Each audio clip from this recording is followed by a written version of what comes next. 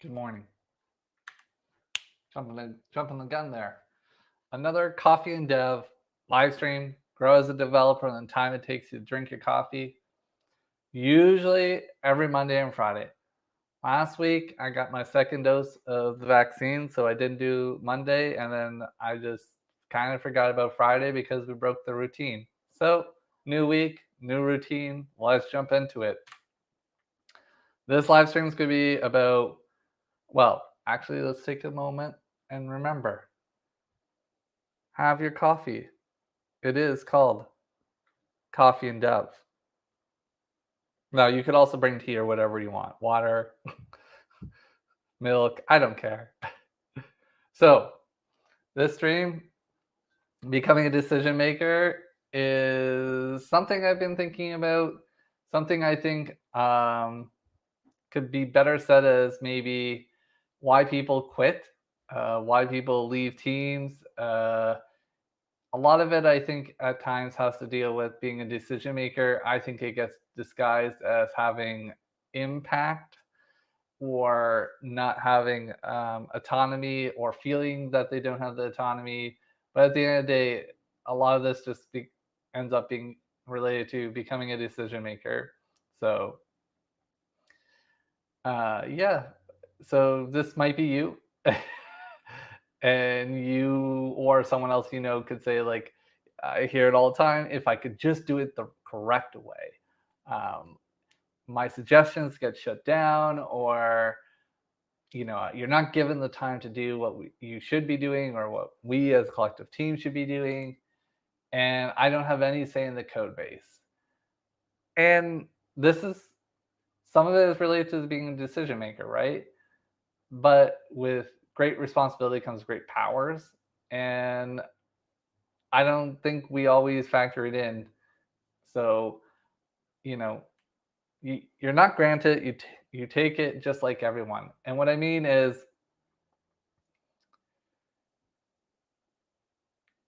there. I guess there's two, maybe even three sides of this conversation.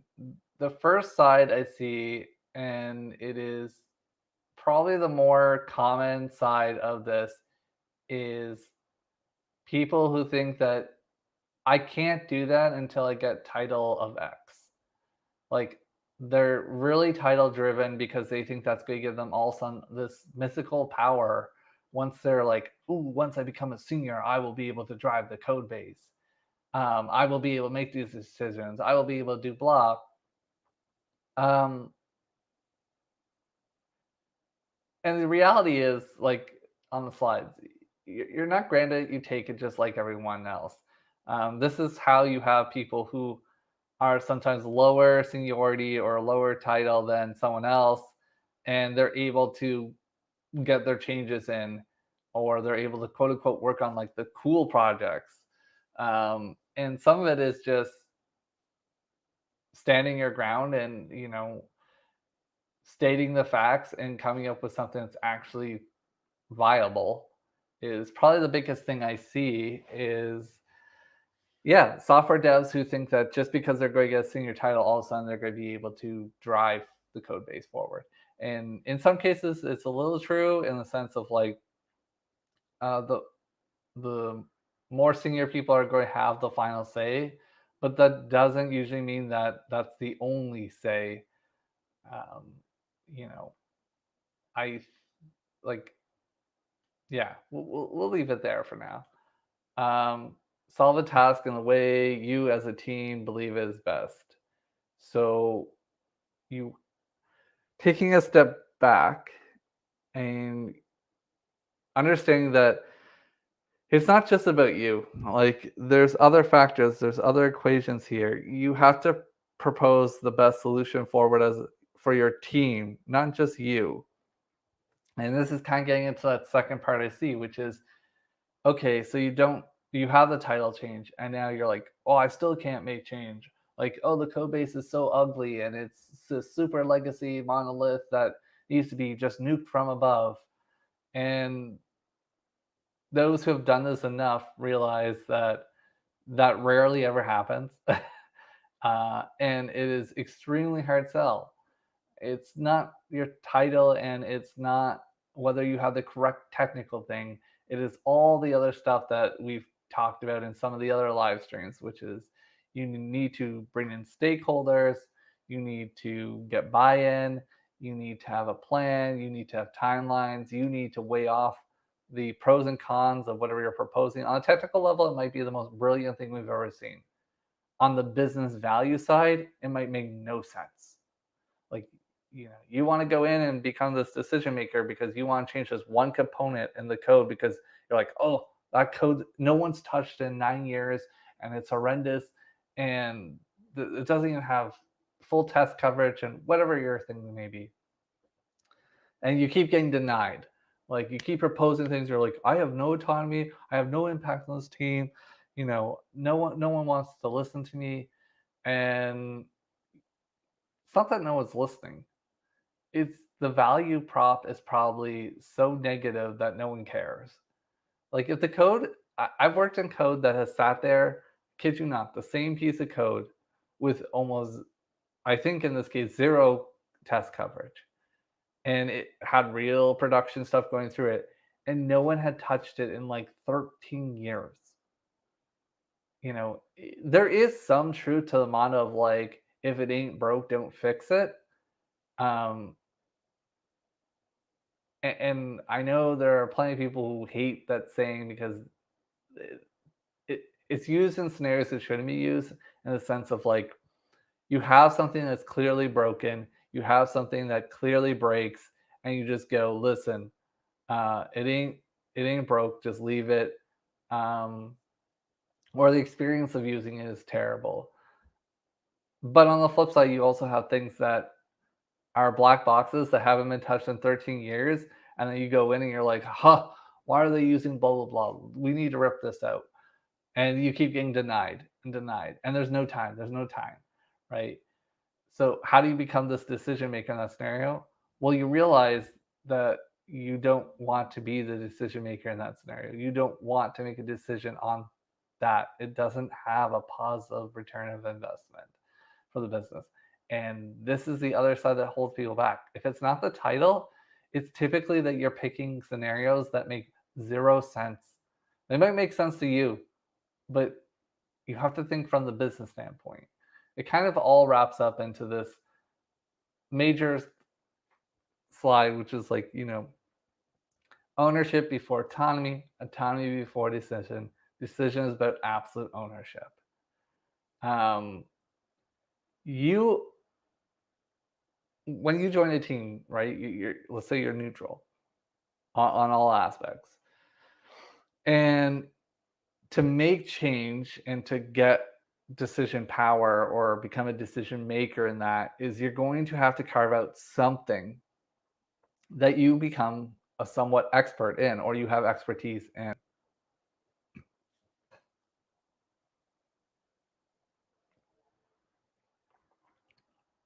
And the reason why we want to do this is ownership before autonomy. You get ownership, you get your expertise in an area, and that's going to give you some form of autonomy because people are going to begin to turn to you. Hey, Bob, you've worked on blah, blah, blah for 5 years, or whatever, 1 year, 3 months. What do you think about the code changes that would be required for this feature? Right there, you're already in the conversation. You're already informing. You might not be making the decision, but you're informing, right? You're a part of the conversation. This is much better. So next up is autonomy before decision. So you start making some changes or proposing changes, right? Depends on how your PRs work and things like that. But you have ownership of, you have the expertise and ownership of a component. You're in conversations now. You are making some decision. Someone might be just green lighting it, like, yep, makes sense. Okay, go for it.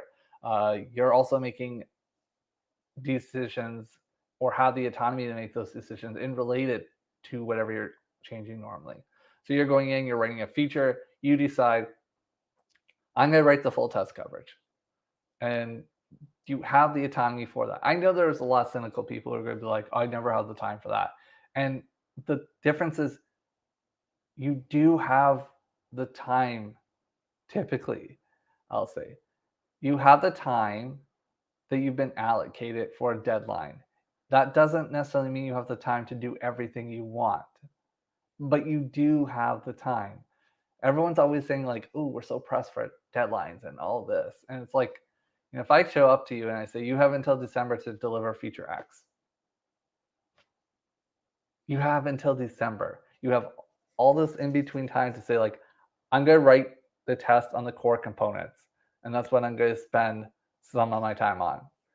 It doesn't mean that you can be like, I need 100% test coverage and I need full blah blah blah blah and this and this, and I'm going to change this over in the code base and this, because you don't have the time. You have a hard constraint, which is December. So, and then decisions absolute ownership is you're going to hit a spot where you, through your changes and through your ownership, you are going to be able to make the final decision because you become the most informed and the most context, the most background. So if you're carved out a piece of, I don't know, the billing section of a code base, right? Let's say in bank integrations and a very precise bank. So you own that. You're the expert on it. You know where everything is, like the back of your hand. And now you've made some decisions that you're going to start refactoring through other code changes, other features. And now someone else wants to come in and make a change, or someone else wants to ask something about this. Guess what? You've introduced probably new code. So there's only maybe 3 people in the entire company that now know what that code is, including you. 2 of them were probably code reviewers. So what's going to happen is you're going to start making decisions when other people come to you and say, hey, I want to make change to that bank integration that you did. Do you agree with this? And right there, you made a decision. It starts small. It doesn't sound like a lot, but a lot of people chuck up their hands and just walk away from a company because they feel like they can't make change, or they're not progressing, or um, they don't have say. You have to take it. You can't, you have to find a spot to be able to have a voice in that conversation. And the easiest way I can say is the slide puts you always in the spot. Now, I didn't have the slide, but on final notes, I will say that you've got to do things that make sense to the business and within the constraints of the business. Even with absolute ownership, you still have constraints. You have to know what your requirements are from the feature side or the spec. You have to know what your timeline is, and you have to weigh that out. That's as simple as it gets. Like, pull up Excel, estimate out the time it's going to take to do whatever you're proposing, come up with a plan, and make sure that that fits in with the allocated time that you have for the feature or whatever you're doing. If it's a month and you can finish everything else in 3 weeks and you have a week left to do whatever you're proposing, most times it's just going to get lumped in and no one's going to ask. You don't even need to break it out. If someone breaks it, if someone's asking like, why is this taking so much time, or what is blah blah blah, or that typically means you've already allocated too much time and you need to cut back on whatever you're trying to propose because they feel you're not going to deliver, or you come up with a different strategy of why you need it and why this is critical and what you need. If it's not critical, you can't make a conversation about it. You can't show the business ROI. It's mostly going to get scrapped. It's going to be left to the waste. The waistline is what I should say. It's mostly going to be left to the waistline. And with that said, it's a very different coffee and dev, but I just want people to see it from the other angle. I want people to understand that, you know, the business just wants results. And if you're in the time constraints and you meet all the other requirements, a lot of times you can make as much change as you need. And that is the coffee and dev today. Have a great week. Adios.